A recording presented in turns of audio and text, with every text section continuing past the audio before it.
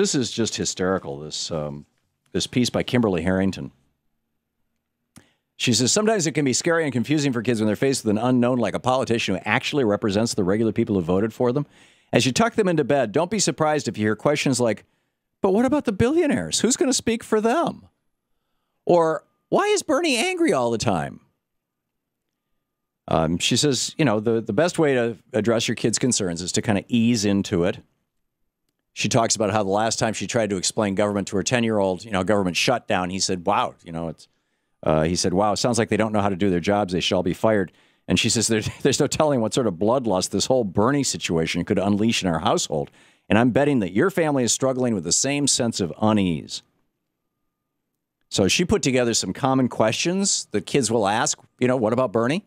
And some suggested answers. She also said, you've probably been asking some of these questions too, so don't feel shy about talking to yourself about Bernie Sanders. We all do. It's completely natural. So first question from a child. What does it mean when a politician doesn't lie? Answer, well, it means that he or she is telling the truth.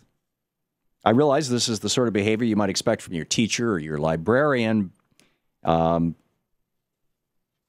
you know, with politicians, she writes, we're used to being lied to. We like it. It's soothing. So this situation is uncomfortable for us, too, us adults. Just know this, you're not alone. We will get through Truth-mageddon, Honest Apocalypse 2016 together, right? Also known as Bernie. And then what's he so angry about?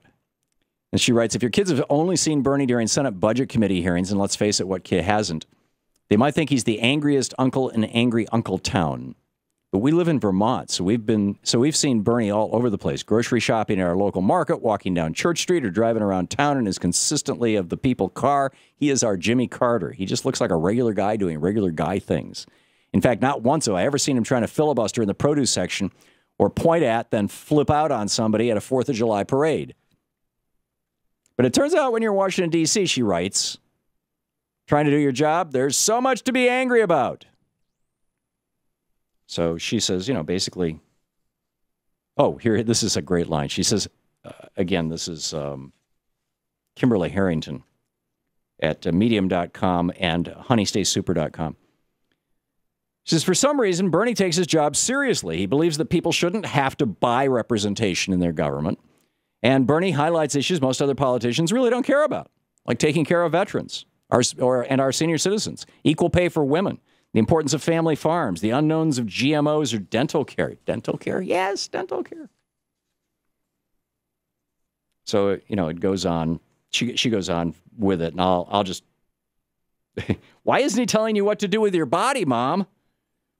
Well, for some reason, he believes that women like me can make healthcare decisions with our healthcare providers instead of with our employers or our government. Whoa, that's novel. And then this final one. Why is he even bothering to run when he can't win? If a kid asks you that, here's her answer. And this is just brilliant. She said, I'm going to lay this out real plain and simple to you kids. None of us have a chance in HE double hockey sticks, you know, of achieving our biggest, boldest, bravest dreams unless we do one thing. Try. And then she talks about how there would be no legends if people hadn't tried. There would be no, you know, no underdogs. And why not? Why not us? Why not us being the one who makes Bernie Sanders president?